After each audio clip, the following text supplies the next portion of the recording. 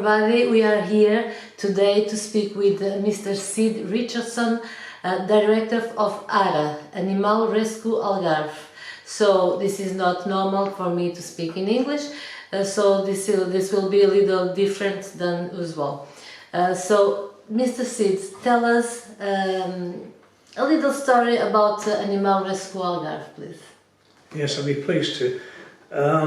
First of all, I'm English, an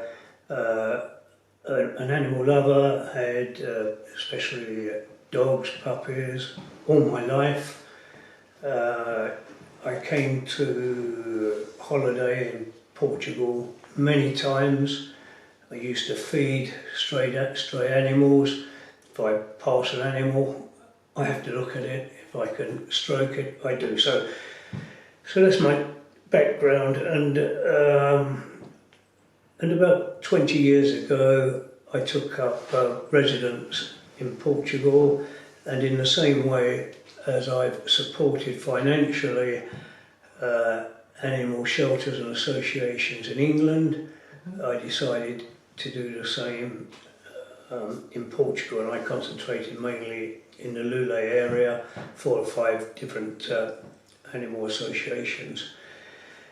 It came as a bit of a shock to me because I've always regarded Portugal as an advanced European country, and the more time I spent around animal shelters, town hall, I discovered that it's extraordinary that you can be so advanced into many areas and projecting yourself on the world stage, and yet when it comes to animal welfare, I have to say Portugal is a third world country. If they really want to solve the problems, I would say in the first place, I believe now there is the will in government that wasn't there a few years ago, but they need to spend probably 100 times more than the budget. It will never be solved. So you have many problems, and this is what's made me more and more involved. You have 2 types of animal shelters, and let me say first of all that probably 90% of shelters are private. What's the problem with the private shelters? They're not regulated.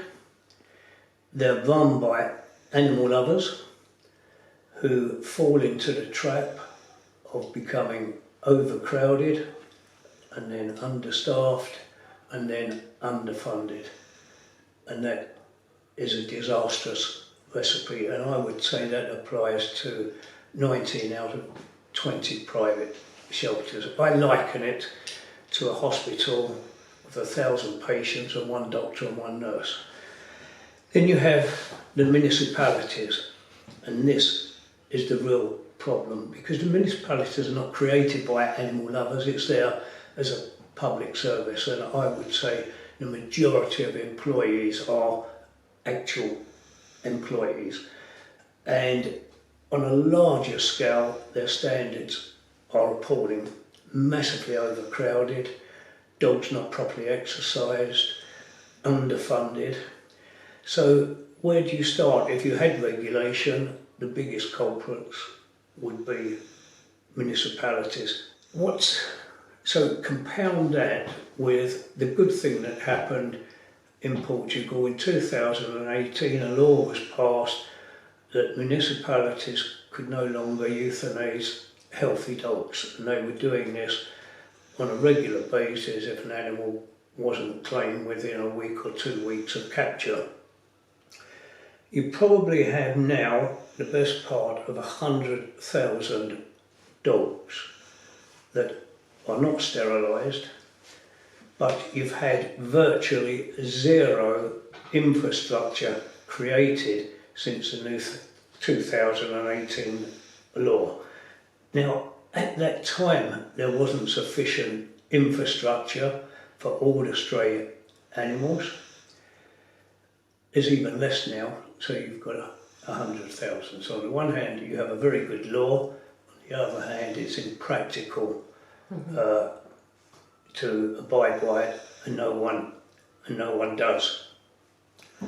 To me, I'm very interested, obviously, in Cabanita and what we do here, and I think it's one of the finest shelters in Portugal and probably one of the highest standards. But that doesn't solve the problem in Portugal. It's no good Portugal having one outstanding shelter that's, at the top of the mountain. And there can be change, and although, as I say, it needs massive amount of funding and attitude from government, in our own way, we are creating change and awareness. And we accidentally discovered how important children are in the education of animal welfare and Town Hall. And I say that for 2 points of view. One, Town Hall are not put under pressure regarding animal welfare. It's at the bottom of the list. But if schools are crying out for animal welfare, they're beginning to listen. And we now have protocols with virtually every school in Almansil. We do a tremendous amount of work with the schools. They are behind lots of our promotions. And what we've discovered, you have a generational problem in Portugal that you can't change with the much older generation. Things like dogs on chains, unwanted puppies going into trash bins. But surprisingly, the teachers and the younger generation have an entirely different attitude. And we find working with them and involving them in projects, they're actually educating their parents and grandparents. So we feel good about the future, we feel bad about the present, but we see a way forward.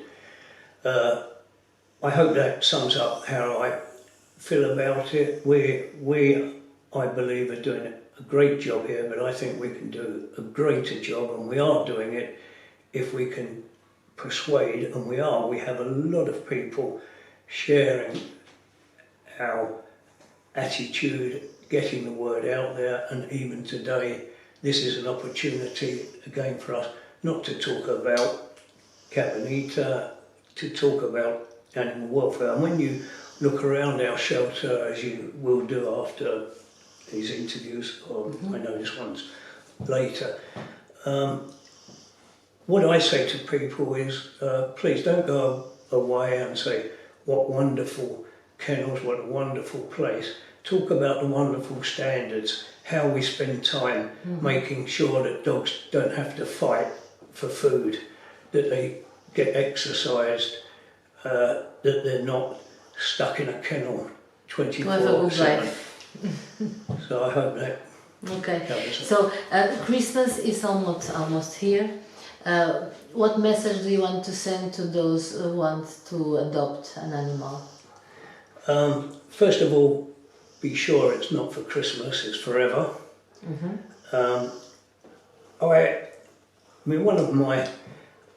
We have two mottos here. One is never give up, and we never give up. But my other one is for people adopting, adopt for the dog, not for you. So you're coming here not to please yourself or your child, you're coming here to rescue an abandoned animal and think what you can do for that animal. And if you haven't got that attitude, don't adopt. And an animal, in our eyes, is a pet foremost. And if it's not going to, and a member of the family, and if it's not going to come into your family as part of the family, again, don't adopt. We want as many adoptions as possible because then we can rescue more animals. Mm-hmm.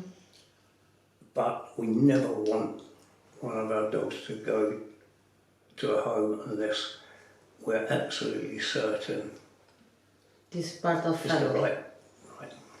Okay, very thank you, Mr. Sid Richardson, from the Director of Animal Rescue Algarve. Thank you. Thank you.